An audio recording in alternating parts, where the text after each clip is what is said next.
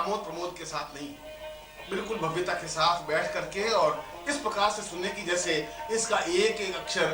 जीवन में उतारा जा रहा है, इसका एक एक अक्षर कानों के माध्यम से गर्भस्थ बालक तक पहुंचाया जा रहा है, इसका एक एक अक्षर उस बालक को सुनाया जा रहा है। इस प्रकार से पूर्ण चेतना युक्त होकर इन मंत्रों को सुने। मैं यदि गर्भिणी नहीं है, यदि वो गर्भ धारण करने की इच्छा रखती है, तब भी वह अत्यंत पवित्रता और दिव्यता के साथ स्नान कर, बालों को धोकर, स्वच्छ वस्त्र धारण कर, आसन पर बैठकर सामने गुरु के चित्र को स्थापित कर या साक्षात गुरु को सामने उपस्थित कर इन मंत्रों को सुने। और यदि कुछ दिनों तक सुनती हैं तो निश्चय ही उसके गर्भधारण होता ही है, निश्चित रूप से होता है। और यह भी निश्चित है कि ऐसी मां एक सुंदर, स्वस्थ और अद्वितीय बालक को ही जन्म देती है, जो कि अपने आप में तेजस्वी होता है, जो कि अपने आप में अद्वितीय होता है, जो कि अपने आप में भव्य होता है। वह चाहे किसी भी उम्र की, किसी भी जाति की, किसी भी वर्ण की हो। और जैसा कि मैंने बताया कि ये मंत्र, चेतना मंत्र, केवल गर्भस्थ बालक के लिए ही नहीं, अपने शरीर के कायाकल्प के लिए भी अपने आप में अलौकिक और अद्वितीय मंत्र हैं। पूरे शरीर का कायाकल्प करने के लिए, पूरे शरीर को सुंदरता प्रदान करने के लिए, पूरे शरीर पर एक तेज लाने के लिए, पूरे शरीर पर एक चेतना लाने के लिए और पूरे शरीर पर एक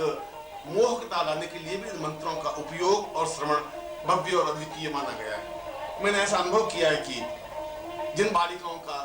विवाह संस्कार संपन्न नहीं होता या विवाह में बाधाएं अड़चने आती हैं या किसी वजह से विवाह नहीं हो पाते, वे भी यदि कुछ समय तक इस चेतना संस्कार युक्त मंत्रों को सुनती हैं तो शीघ्र ही विवाह संपन्न हो जाता है, मनोवांछित पति प्राप्त हो जाता है और जिस पति को वह चाहती है या उसके मन में जिस पति की कल्पना है या जैसा पुरुष चाहती है वैसा ही पति उसके जीवन में प्राप्त हो जाता है। जहाँ बालिकाओं के लिए, स्त्रियों के लिए यह मंत्र सौभाग्यदायक है, वहाँ पुरुषों और बालकों के लिए भी यह मंत्र अद्वितीय है, क्योंकि इसके माध्यम से जहाँ वे शिक्षा में श्रेष्ठता और पूर्णता प्राप्त कर पाते हैं, अच्छे अंक लेकर के उत्तीर्ण होने की क्षमता प्राप्त कर सकते हैं, वहीं इन मंत्रों के माध्यम से उनके चेहरे पर एक तेजस्विता, एक भव्यता, एक दिव्यता अपने आप आ जाती है,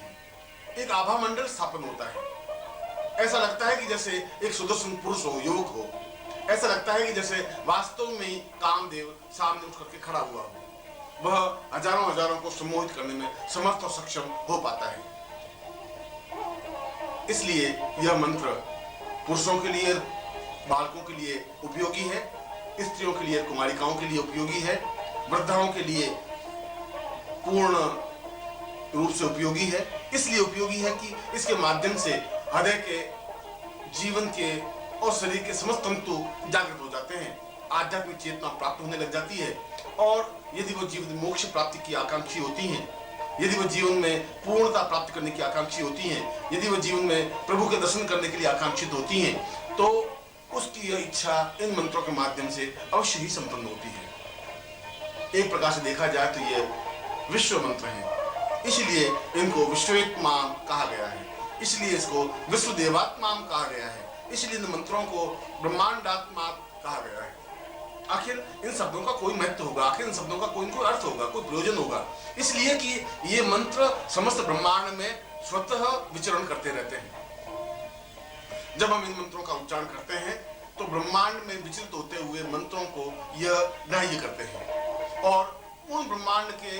समान मंत्रों का इन मंत्रों से संबंध स्थापन होता है, तो दोनों मिलकर के अपने आप में एक विस्फोट पैदा होता है, एक चेतना पैदा होती है, एक दिव्यता पैदा होती है, एक तेजस्विता पैदा होती है और वह सुनने वाले के हृदय पर एक अद्वितीय बिंब स्थापन कर लेती है।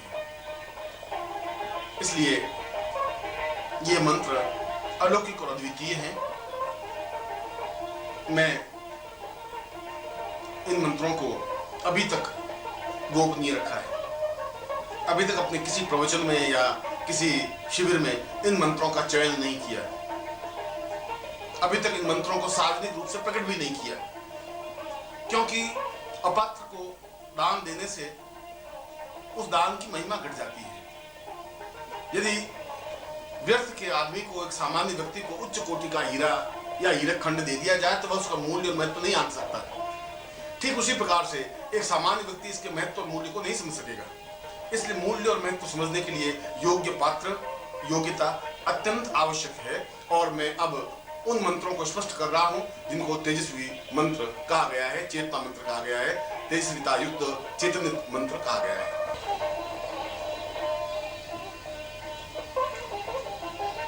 अब मैं चैतन्य संस्कार से संबंधित उन मंत्रों का उच्चारण कर रहा हूं जो प्रकृति निर्मित है, जिनको न देवताओं ने बनाया है, न गंधर्वों ने, न यक्षों ने, किन्नरों ने, न मनुष्यों ने, न ऋषियों ने, जो स्वयंभू हैं, जो अपने आप में उत्पन्न हैं, जो मंत्र अपने आप में दिव्य और चेतना युक्त हैं। उन मंत्रों को मैं उसी ध्वनि के साथ उच्चारित कर रहा हूं, क्योंकि मंत्र के साथ ध्वनि अत्यंत आवश्यक और अनिवार्य तत्व है। उस ध्वनि के साथ उच्चारण कर रहा हूं जिस ध्वनि के साथ प्रकृति ने इसको निर्मित किए हैं। प्रकृति के वातावरण से जिस ध्वनि के साथ उत्पन्न हुए हैं, उसी ध्वनि के साथ में मैं इनको स्पष्ट कर रहा हूं। इसलिए जिनके पास श्रवण करने के लिए ये मंत्र हों, वे अपने परिवार को तो सुनाएं, इनका उपयोग तो करें, मगर इनको दूसरों को दे नहीं।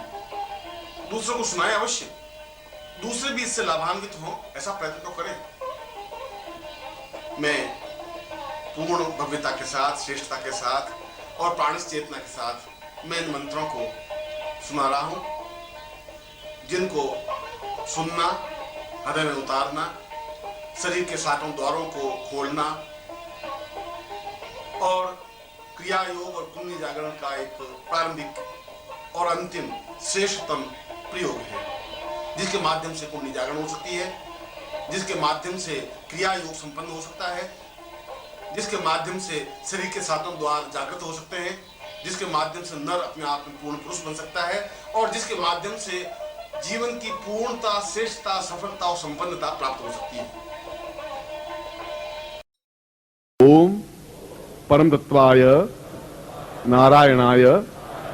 गुरुभ्यो नमः। ओम ह्रीं मम प्राण देह रोम प्रतिरोम चैतन्य जाग्रय ह्रीं ओम नमः। ओम भूर्भुवः स्वः तत्सवितुर्वरेण्यं भर्गो देवस्य धीमहि धियो यो नः प्रचोदयात्।